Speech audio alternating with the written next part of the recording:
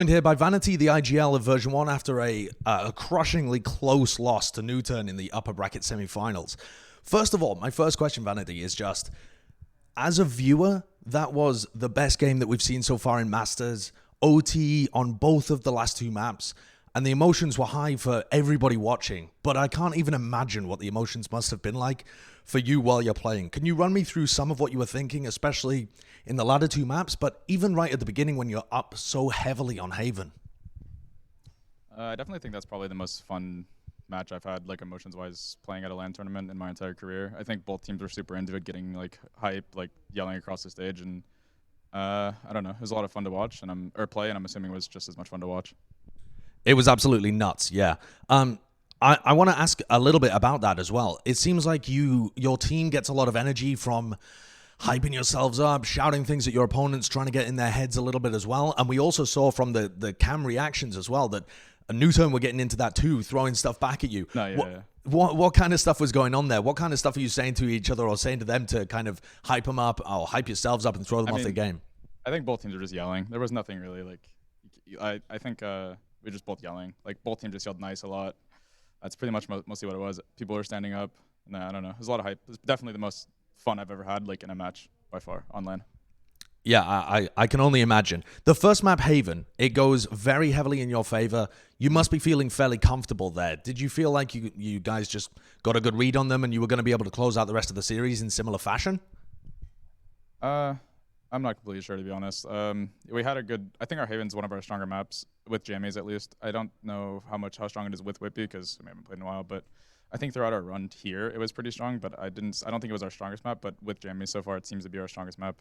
Going into the other two maps, I don't know. I mean, we always play pretty similar, and I think we kind of let our foot off the gas on Ascent, and I think that caused us to falter. Split, I mean, they just hit some shots on some rounds and had a really good game plan. But I think on Ascent, I think we let our foot off the gas too early, and then they came back into the game. Yeah, because it definitely felt like your team was in a great position to win both of the maps. Your defensive side looked fantastic when it came to Ascent. They were really struggling to be able to get any kind of foothold. Would you attribute that to being a side-based thing, that you guys were just struggling on attack, or was it a mentality thing that you felt like you had already won or already got yourselves in a good position to close out the series, so you lost focus? I mean, I don't necessarily think it's like losing focus, but it's like a little bit like overpeak here, like one person overpeaks and one person overpeaks, and it's gonna happen, right? We're a relatively inexperienced team across the board, apart from like I'm the most experienced by a decent margin, I want to say. So I mean, it's just gonna get fixed with time, and it sucks, it happens, right? It sucks it gets into the lower bracket, but I think we'll be fine throughout the rest of the tournament.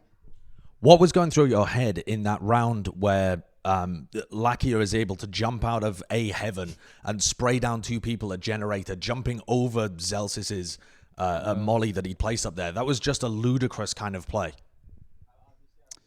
I don't know. I mean, it's Valorant, it happens. He made an insane play. He made the right play, because I think if he let them plant the bomb and get offside, or like move to where they wanted to go, he probably had zero chance to win the round, but he made the play to win the round, and that was an insane play by him, honestly. What was going through the communication in the camp after we'd finished Ascent and we're going into Split?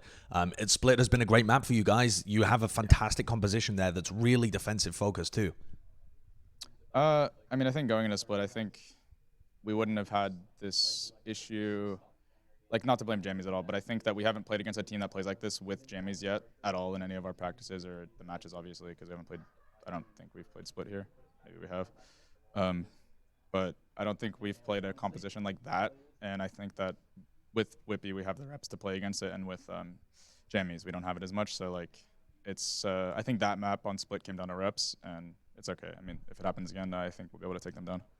Is this an easy loss to brush off then, as just being a factor of inexperience and there's a whole lower bracket to be able to go through? Oh yeah, for sure. It's always, losing in the upper bracket isn't the end of the world. I don't think a lot of teams should put themselves super far down. Like when they get knocked down in the lower bracket, it happens. Sometimes you just have a little off day.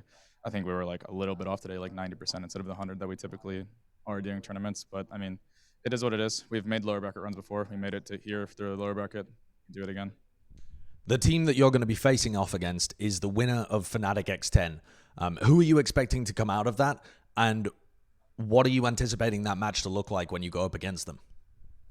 We've never played against Fnatic. We practiced against X10, and I think X10 was probably the second strongest team that we practiced against. So, I mean, they definitely could take it. I'm not really sure. Like Fnatic looked really, really strong in their opening match, and then against Sentinels, it was what, 13-11 twice back to back, I believe. Yeah. So I mean, yeah. they also look really strong here. Sentinels is the best team here, in my opinion, and Fnatic played them close. But I think Fnatic should be favored to take it, but it by no means does that mean Xen can't take it. They play pretty strong around each other, and I think they have really good mid rounding, and their comps are really, really strong. I think they run different comps that might catch Fnatic off. I'm not completely sure because I think they've changed them up a little bit, but when we were playing them, they were running some really interesting comps, and I think it'll lead to some success for them. If you were to face Fnatic in that lower round battle, what are some of the things that you think you would need to focus on to take them down and knock Europe out? I think the biggest thing to taking down Fnatic, assuming we play Fnatic, is probably just like limiting their ability to do what they want, like interrupting their game plans, because I think when you let teams that play like similar styles to Fnatic do what they want, you're just not going to win their rounds. But I think just interrupting things like throwing like just messing with their timings essentially, I think is the biggest way to take down teams that play like their more tactical play style. Is there some part of you that is excited to potentially beat both of the European teams because that's how the bracket has played out? Do you play into that narrative of NA versus Europe? Nah, I don't care about NA versus EU. I just think, I guess it'd be nice, right? Because like how much like they hype their region up, it would be cool to like knock them both out. But I mean, I'm not reading into it too much. It doesn't really matter. I'm just looking forward to playing the next match. Okay. Thank you very much for doing the interview with me, man. It was an insane game, and I'm definitely going to be tracking you through the lower bracket as well. I just want to say too, you guys have played so fantastically considering you have a substitute player. It's just unbelievable the level of play that you've been able to bring. Just congratulations, man. Thanks for your time. Yeah, thank you very much for joining me. Good luck in your future games.